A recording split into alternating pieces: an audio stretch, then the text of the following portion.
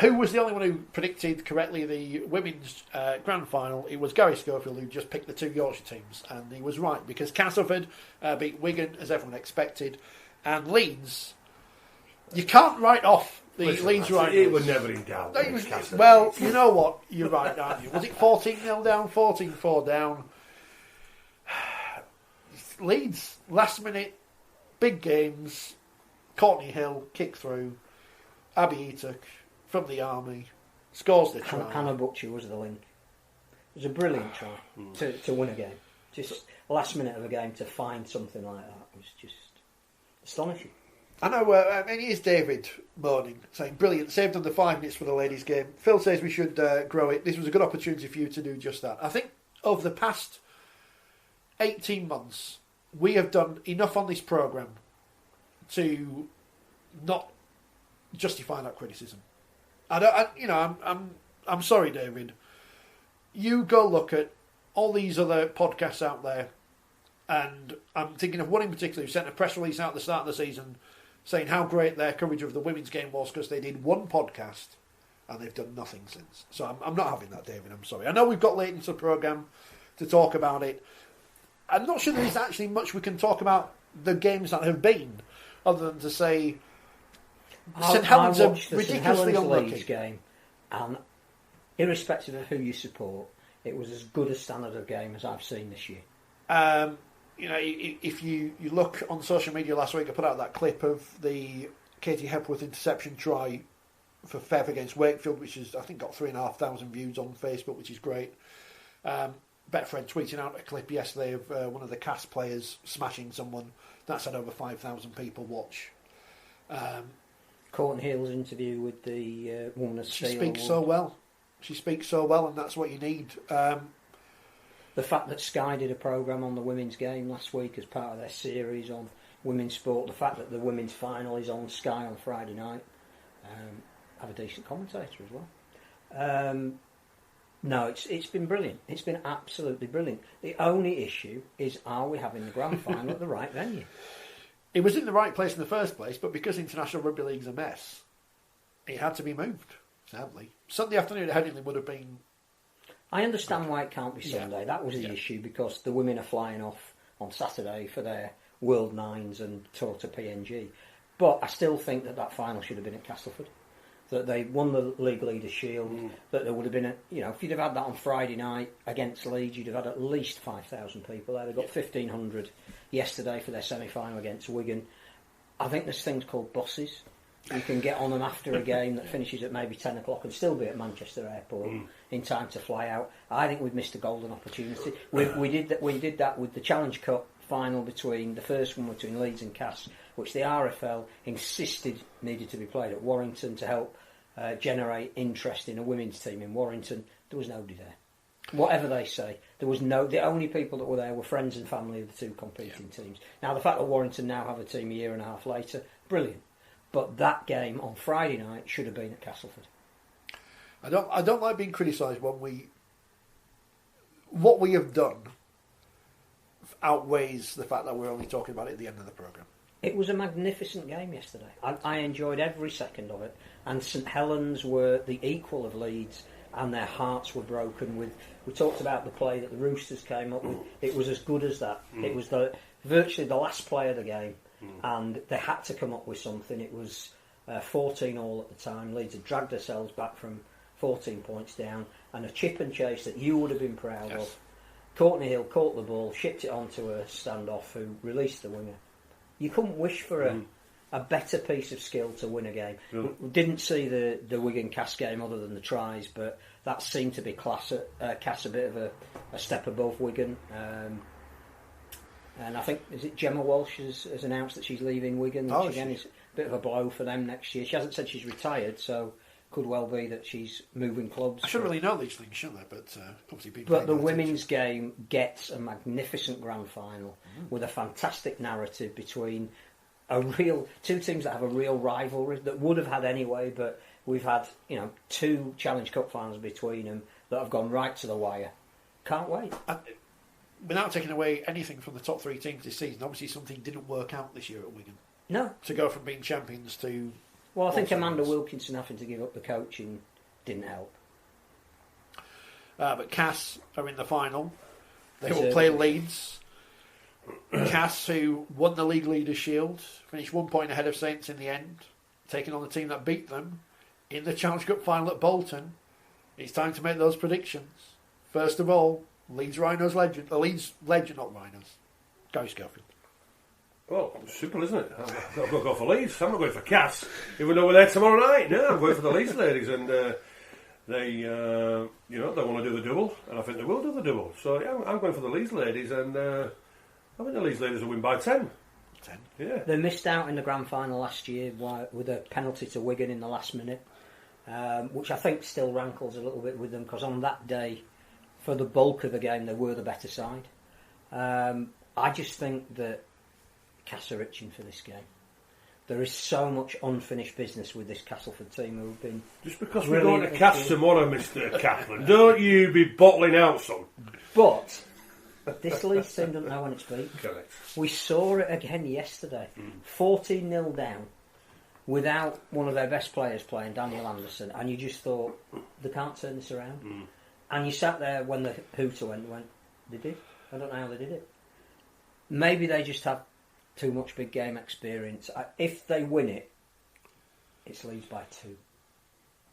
Dealing logic, and logic suggests that Castleford win this game because they have been the best team I've seen this year. Although having said that, I wasn't surprised when Saints beat them a couple of weeks ago, and Saints can count themselves very unlucky that they haven't come away with at least an appearance in one final this year, let alone 2. Leeds are Leeds, and for whatever happens, for whatever reason, they get these big games won. They've played 3 times this year. Cass have won the 2 games in the Super League. Leeds won the Challenge Cup final. Leeds won the one that mattered. I'm not going to go with Leeds, not because you two haven't. You two have, rather.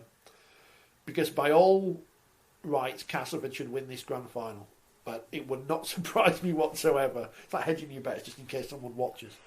If Leeds went on and won. The fact that they've tipped against Leeds on both occasions, and they've been in a final or a semi-final this year, and they have gone on to win, probably says more about what I know. I'm going to go Castleford. I think it will be close. Maybe golden points. I did say to someone the other day, get practicing your drop goals. Castleford by 1. If you can't get to St Helens on Friday night, please watch it on Sky. What if there's a massive audience on the telly? Will people be saying we should put Women's Super League on telly and not the Championship? I have no problem with putting Women's Super League on telly with some of the games I've seen this year. So that's the Women's Grand Final on Friday. Saturday night, Old Trafford, the Theatre of Dreams. St Helens, 16 points clear at the top of the Super League table come the end of the season. Take on surprise package, everyone's favourites, the Salford Red Devils. Well, to be honest with you, the Salford fans were giving me a bit of stick last night from a point of view. I said, listen to the show tomorrow. Listen to the show tomorrow. Right then. St Helens, easily the best side. Easily the best side. The performance against Wigan was sensational 2 weeks ago. They're not talking about pressure. They're not talking about winning trophies. They're not putting extra pressure on themselves. From 1 to 17 against that Wigan performance, it was a 9 out of 10 from everybody. There's a book coming. Justin Holbrook's last game. Everything's in Saints' favour, isn't it? Everything is in St Helens' favour. But Phil, you've just said that word, but Salford are enjoying this journey. This journey on Saturday night at 6 o'clock. Then on this journey, the terminus is Old Trafford Saturday night. These players want to create history. These players want to create a legacy at this great club in Salford. They want to be up there with Di Watkins and Keith Fielding and Colin Dixon and the likes. Their expression, what they've got that smile on their face. You know what? Salford are looking forward to this. Salford are so much looking forward to this, and Salford are going to win on Saturday. Salford are going to win. The confrontations, the personal battles, they're all there for everybody to see. But the confidence what they're playing with, that self-belief, is going to happen on Saturday for Salford. It's going to happen. I think we're in for a great game. I'm hoping the rain, if it doesn't stay away, I'm hoping it's not too heavy. Pressure's on Saints. Salford are ripping. Salford will just prove that Saints are human again under pressure. Salford fans, I told you, listen to the show. The legend's predicting you win in the grand final on Saturday. Come quotes, what time do they kick off? 6 o'clock? About 8. Come 8 o'clock. You celebrate being the grand final winners in 2019. Salford by 7. It's a hell of a story, if that happens. I also think it's a fairly long time since we've had a really outstanding grand final. It's been pretty dour the last few years. It's been attritional rather than entertaining. I think what we are in for is a fabulous night of Open Rugby League. Absolutely. And I think we're in for quite a few points. And I genuinely hope we're in for a very similar game to the one that we had at the Totally Wicked Stadium in the normal league fixture, which finished 32-30. And that pushed Saints as far as any game has this season when they've had a full choice team out. I think you're right about Salford's journey. I think there's something extremely romantic about it that's rekindled our love of sport and why we love the underdog and why we've got somebody to follow in a final, whether we support them or not. And I get all of that. And I also get the fact that Ian Watson has done a magnificent job to meld the guys he's got into a unit. And the one thing I think he'll be stressing all this week is we'll never get the chance to do this again. We're breaking up as a team. So we're going out and making history. But my but is that I just think Saints have been so good this year. And the fact that they didn't do it at Wembley is all the motivation they need. And I'm with you. I think it'll be close. I think it might be even less than 7 points. I think it might be 4. But I just think that it'll be Justin Holbrook celebrating on the edge of the pitch in his final game. And I'm going for St Helens, but I'm going for them reluctantly. And I haven't got any predictions right this year, so it doesn't really matter, to be honest.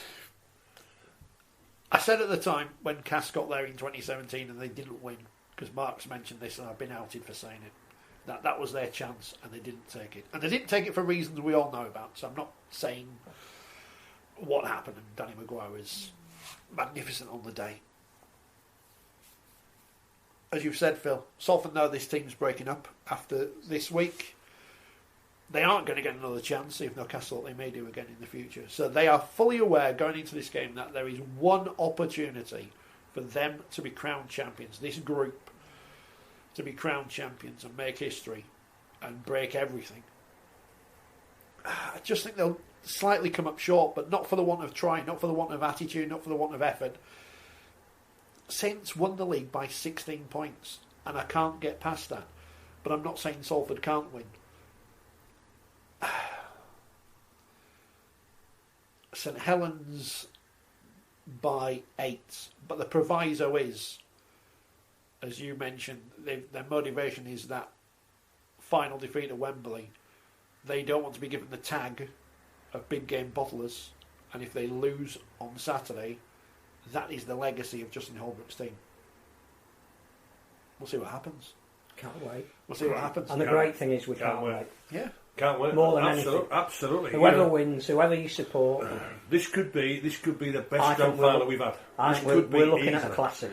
I'm hoping that these sponsors give you a Pack-a-Mac or something to wear with Super League on it, as the free gift this year. He'll be You'll be lording it. We know you are actually. Yeah, I'm doing coffee. Yeah. We don't want to talk about that. 3-course meal. 5-course meal accounts. 5. Does that include an amuse-bouche? What's that mean? What's that? Palate refresher. What? That's a pint of whatever. I ain't got a clue. 5 courses. I ain't got a clue, mate. I ain't got a clue. He thought that was something you could drink. But hey, listen, this should be a great game. And I tell you what, the other thing I would players, say, we all Justin Holbrook. It's his last game. Ian Watson. It's his first big competition from a point of view, being the coach. And all the players, listen, fellas, go out there and enjoy it. Simple as that. If you haven't bought a ticket, get there. And you think that you might. Yeah, do it. Get there, because I think you're going to regret not being there. Absolutely. This could be one of the what's the Welshman's thing? I was there. What's his name? Max Boyce.